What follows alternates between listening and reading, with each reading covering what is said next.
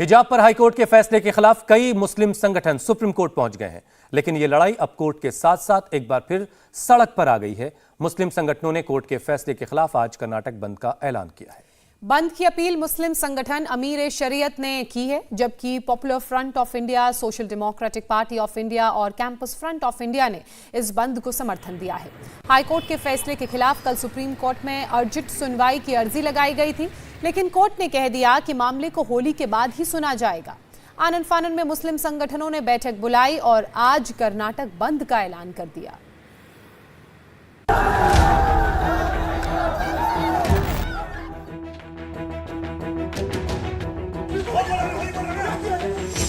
High court ने लगाया हिजाब पर बैन।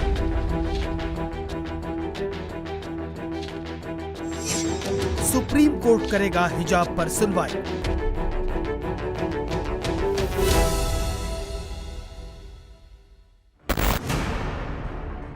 लेकिन अदालती जंग को सड़क पर लड़ने की तैयारी हो रही है और इसी जंग का पहला चैप्टर आज खुल रहा है।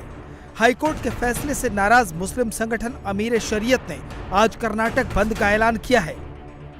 लड़ाई सड़क पर भी होगी, अदालत में भी और सियासत में भी। इसलिए आज के बंद को समर्थन देने वाले संगठनों का नाम देख लीजिए।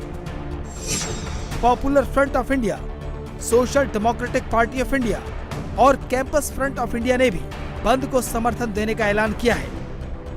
बेंगलुरु में मुस्लिम संगठनों की मीटिंग के बाद अमीर शरीयत ने दावा किया कि बंद पूरी तरह से शांतिपूर्ण होगा।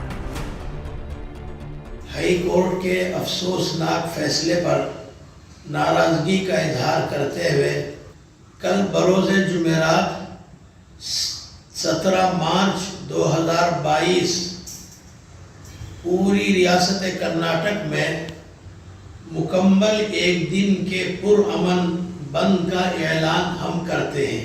हर एक तबका इस बंद पर शरीक होकर, इस बंद में शरीक होकर उसको कामयाब बनाए और हुकूमत को बावर कराया जाए कि हमारे इस मुल्क में मजहब पर अमल करते हुए तालीम हासिल करना मुमकिन है।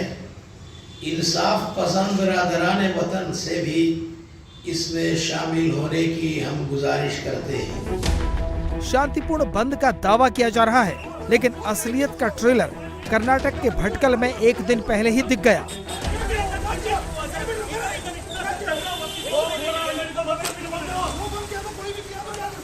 हाईकोर्ट का फैसला आने के बाद उत्तर कन्नड़ा जिले के भटकल टाउन में कुछ मुस्लिम नेता सड़कों पर उतरे और दुकानें बंद कराने लगे।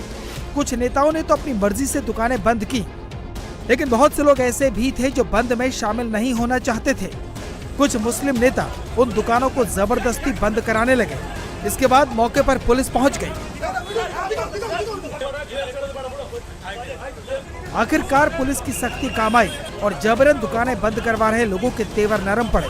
हाईकोर्ट के फैसले के बाद भी बहुत सी मुस्लिम छात्राएं हिजाब बैन पर हाईकोर्ट का फैसला मानने को तैयार नहीं है। शिवमोगा के कमला नेहरू मेमोरियल कॉलेज के 15 छात्राएं हिजाब पहनकर इम्तिहान देने की जिद कर रही थी। हाईकोर्ट के फैसले के बारे में बताया गया तो सभी बिना इम्तिहान दिए घर लौट गयी।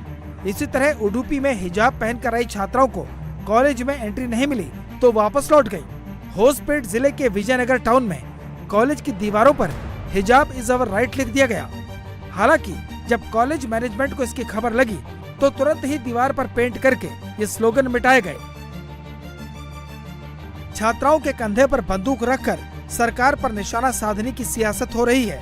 इसलिए कर्नाटक के शिक्षा मंत्री ने अपील जारी की है कि छात्राएं बहकावे में न आए। हम लोग अपील कर रहे हैं, आप स्केपगोट मत बनाओ।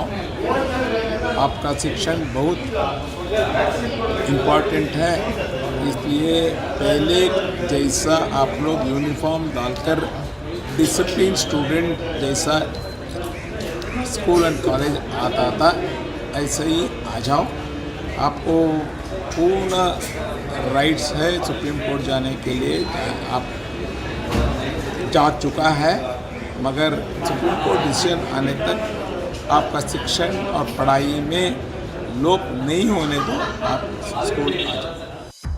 हिजाब विवाद में कर्नाटक के फैसले को चुनौती देने के लिए सीनियर एडवोकेट संजय हेगड़े ने सुप्रीम कोर्ट में अर्जेंट सुनवाई की अपील दाखिल की। इसके जवाब में कोर्ट ने कहा कि होली की छुट्टियों के बाद इस मामले से जुड़ी अपीलों पर सुनवाई करने पर विचार करेंगे। इस झटके के बाद मुस्लिम संगठनों ने आनन फानन में बेंगलुरु में बैठक बुलाई और आज के लिए बंद का कॉल दे दिया। अब सवाल तो यह है कि बंद के जरिए किस पर दबाव बनाने की कोशिश की जा रही है, क्योंकि मामला कोर्ट में है और वहीं से अंतिम फैसला आना है। दिल्ली में गौनिका अरोड़ा के साथ बेंगलुरु से टी राघवन की रिपोर्ट। इंडिया टीवी हर वक्त हर जगह डाउनलोड करने के लिए सर्च करें India TV news Google play store या ऐप स्टोर पर।